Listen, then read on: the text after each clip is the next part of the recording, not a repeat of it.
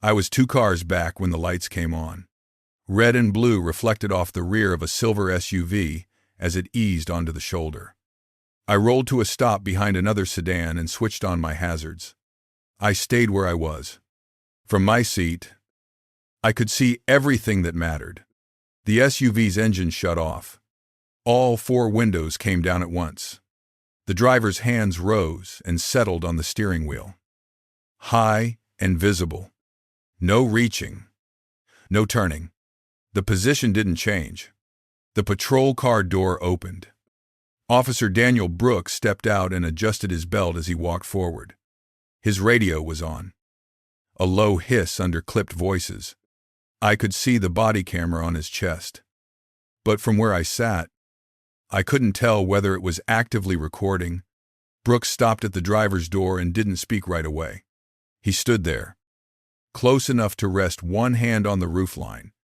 His fingers tapped twice against the metal, slow and deliberate, as if waiting for the driver to fill the silence. The driver didn't.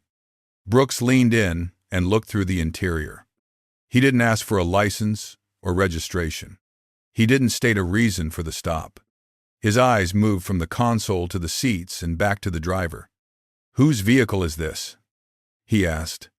The driver answered calmly. "Short. Direct." Brooks stayed in place. He shifted his weight and looked through the cabin again. He asked another question, unrelated to speed or traffic. The driver replied again. Same tone. Same posture. Hands stayed on the wheel. At that point, something procedural stood out to me. I never heard a reason spoken into the radio. I never heard a plate run called out. Brooks hadn't stepped back toward his cruiser. He straightened up. Step out of the vehicle. No explanation followed. No preface. Just the instruction. The driver opened the door and stepped down carefully, keeping his movements slow. Brooks repositioned, watching the driver's hands the entire time. Back by the trunk, Brooks said, "Already moving." The driver complied. He walked to the rear of the SUV and stopped where directed. He placed his hands flat on the metal and spread his feet slightly. His posture stayed neutral. Before beginning the pat-down, Brooks set his paper coffee cup on the trunk. Condensation spread immediately, leaving a dark ring on the silver paint. The cup stayed there. The pat-down began. From where I sat, I could see Brooks' hands move along seams and pockets, methodical and firm. Personal items came out and were placed on the trunk beside the cup. Keys, a phone, a wallet is placed face down. Brooks didn't announce what he was doing. He didn't explain why. The driver stayed still. Brooks stepped back and turned toward the driver's door. He didn't pause. He leaned into the cabin and began opening compartments one after another. The glove box opened. Papers came out and were set on the passenger seat. The center console opened and emptied. Small items are scattered onto the floor. Brooks lifted the floor mats and dropped them back into place. The driver spoke once, projecting his voice toward the patrol car. "I do not consent to any searches." The words were clear, loud enough to carry. Brooks didn't respond. He kept moving, opening and closing compartments without looking back. When he shut the door, it closed, harder than necessary. The SUV rocked slightly. Brooks walked back to the trunk. His jaw was set. He said something short that I couldn't hear over passing traffic, then reached for the driver's arm and turned him around. Metal clicked. The cuffs were on. The driver didn't resist. He didn't speak. His hands moved behind his back because they were directed there. A few cars behind me rolled forward a foot and stopped again. No one honked. Everyone stayed put. The driver was guided to the patrol car and seated in the back. His shoulders disappeared behind the window frame. The door closed. The lock engaged with a dull clunk. Brooks walked to the front seat of his cruiser and climbed in. He pulled the mounted laptop toward him. The screen lit his face as he began typing. I never heard a reason for the detention stated out loud. I never heard it spoken on the radio. The driver was already locked in the back before anything had been formally recorded. Brooks stayed in the front seat for a moment without moving. The driver was in the back. The door was locked. The cuffs were still on. Nothing had been said out loud. Brooks leaned forward and began typing. The glow from the laptop stayed steady. From behind, I couldn't see the screen. Only the rhythm of his hands stopping and starting. The radio stayed quiet.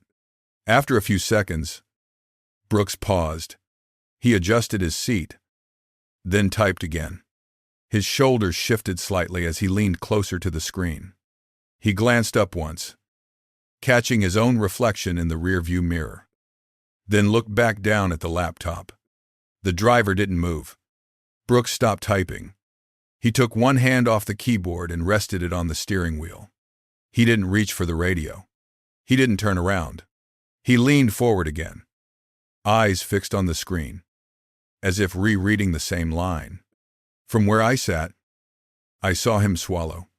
He typed again, slower this time. The glow from the screen reflected off his forearms. He didn't finish the entry. Brooks's hand moved to the radio mic on his shoulder. He lifted it halfway, paused, then let it fall back into place without keying it. He sat still for another second. Then he reached for the mic again. Dispatch, he said. His voice was lower than before. Can you send a supervisor to my location? He didn't give a reason. He released the mic and let it hang. His hand stayed there briefly before dropping back to his lap. Brooks opened the driver's door and stepped out. He didn't walk back to the SUV. He stopped near the rear quarter panel of his cruiser and stood there, facing forward. The driver remained seated in the back. Through the window, I could see his head turn slightly, tracking Brooks's movement, then settle again. Brooks took off his sunglasses. He wiped his face with the inside of his sleeve, then put them back on. He checked his watch. The radio crackled with a response I couldn't hear clearly. Brooks keyed the mic once. Copy, he said. He stayed outside the car, positioned where he could see both vehicles. He didn't speak to the driver. He didn't touch the cuffs. He didn't resume the search. The driver was still seated in the back. A second vehicle arrived a few minutes later. A marked SUV pulled in behind the patrol car and stopped. Sergeant Michael Turner stepped out. Turner walked up to Brooks without looking toward the driver. Brooks spoke quietly and handed him the laptop, angling the screen away from the road. Turner looked down. He didn't ask a question. He didn't speak. He looked at the screen, then at Brooks, then back at the screen. Turner closed the laptop partway and handed it back. He walked to the rear passenger door of the patrol car and opened it. The driver leaned forward slightly as the door opened. Turner spoke in a low, even tone. I couldn't hear the words, but the cadence was steady and procedural. Turner reached in and unlocked the cuffs. The metal came free. The driver rolled his shoulders once, then stepped out when directed. He stood next to the cruiser while Turner spoke again, pointing briefly toward the SUV, then toward the patrol car. Brooks stood a few steps back, hands on his belt, eyes forward. Turner turned to Brooks and said something short. Brooks nodded once. He didn't answer. Turner reached up and checked Brooks's body camera, pressing the side once before letting his hand drop. Brooks walked toward the supervisor's SUV without looking at the driver. Turner returned to the driver's seat and spoke again. The driver listened, then nodded. He didn't argue. He didn't gesture. Turner stepped back and motioned toward the SUV. The driver walked back to his vehicle. He picked up his phone, his wallet, and his keys from the trunk where they had been left. The coffee cup was still there, the ring dark against the paint. He opened the driver's door and sat down. The engine didn't start yet. Turner stood near the patrol car and spoke briefly into his radio. He gave a short description, then ended the call. Brooks remained near the supervisor's SUV.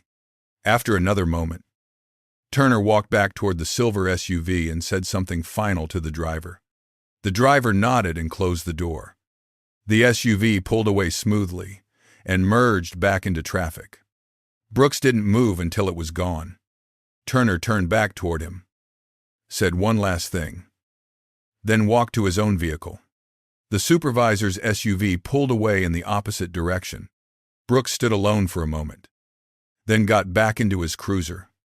He sat there without moving. The laptop was closed. His hands rested on the steering wheel. From behind, I couldn't see his face. The driver had been released. The record had arrived after the restraint. Brooks stayed in his cruiser after the supervisor left. The laptop was closed. The radio was quiet. His hands rested on the wheel without moving. From behind, there was nothing left to watch except stillness.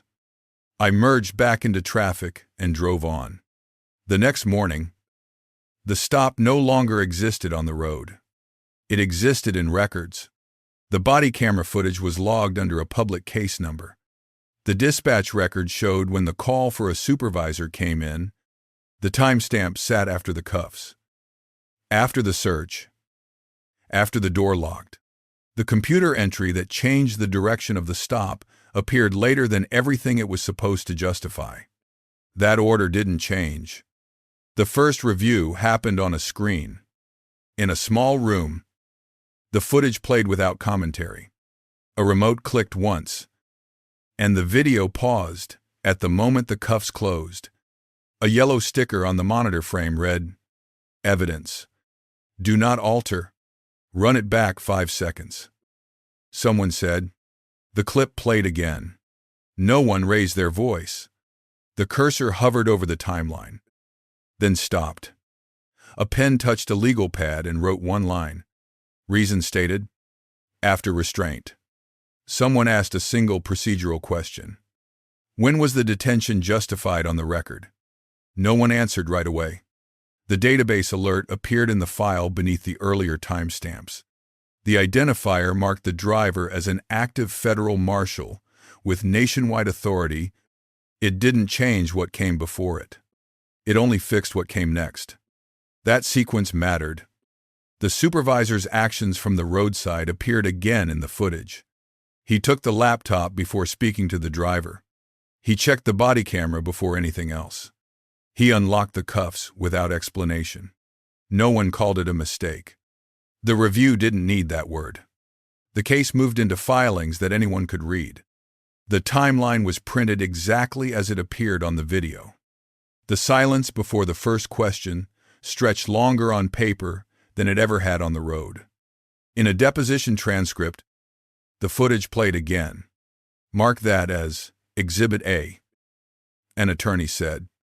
The order to step out was clear. The absence of a stated reason before the cuffs was clearer. The answer given later didn't move the timestamps. The driver's credentials were entered as context, not as a reveal. The badge didn't change the footage. It only changed how fast the process moved. Before the case reached a jury, the settlement was filed. The document listed $900,000. No admission. No explanatory language. Just an amount, a signature, and a date. The resolution was public record. Another record appeared later. Officer Daniel Brooks's certification status changed in the state registry. The entry didn't explain why. It didn't need to. It listed the action and the effective date. No press conference followed. A short training bulletin circulated afterward. It added a required verbal marker before certain database entries could be completed. The language was technical. The change was small. It didn't erase the stop. The driver used the settlement to fund a legal defense initiative. The nonprofit registration was public. The filing date came months after the roadside encounter. Nothing about it appeared in the police system. Months later, I saw the same silver SUV again. Not stopped. It moved through an intersection at speed. steady and unremarkable. A patrol car waited at the light across from it. Nothing happened. No lights. No pause. The systems worked because they were already running. There was no confrontation to remember. No speech. No apology. The outcome lived in filings, timestamps, and procedures. That was the part that stayed with me. On the road, power moved first. In review, the record caught up. After that, the system adjusted without asking for permission. Quietly. If you're watching power abuse stories, this is why sequence matters. Not how loud a moment feels, but when it's written down. If you've seen a stop where discretion moved before record, share it in the comments. Subscribe for more stories where power is examined through procedure, not performance. Because when authority is forced into the record, it stops being discretionary.